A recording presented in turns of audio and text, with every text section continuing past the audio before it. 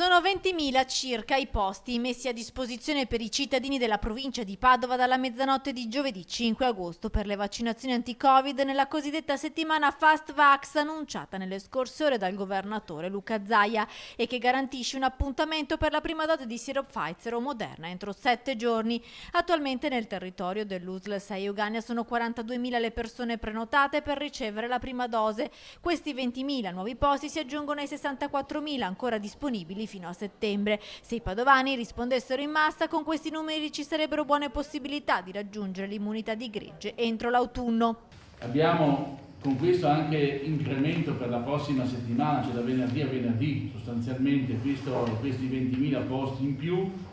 Praticamente a questi quindi 42.000 che sono comunque già occupati potrebbero aggiungersi altri 84.000 persone si potrebbero appunto prenotare.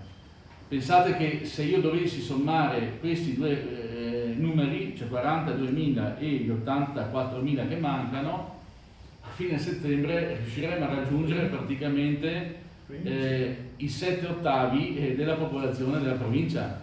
Al momento il 72,4% della popolazione padovana over 12 ha ricevuto almeno una prima dose di vaccino. Nella fascia più a rischio degli anziani resta da vaccinare il 3,2% degli ottantenni, il 9% dei settantenni e il 15% dei sessantenni.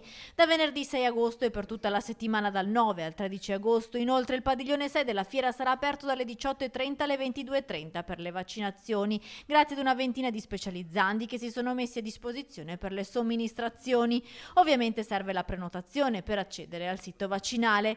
Per i più piccoli invece presto il vaccino potrà essere somministrato anche dai pediatri, visto che è stato raggiunto l'accordo nelle scorse ore. Nel frattempo sul fronte ricoveri a causa del Covid sono 2 le persone ricoverate in terapia intensiva a Cittadella, entrambe non vaccinate, e 12 invece quelle in area medica. Nell'RSA non si registrano nuovi casi, mentre un gruppo di scout padovani in vacanza fuori regione sono in quarantena dopo la scoperta di 8 positività.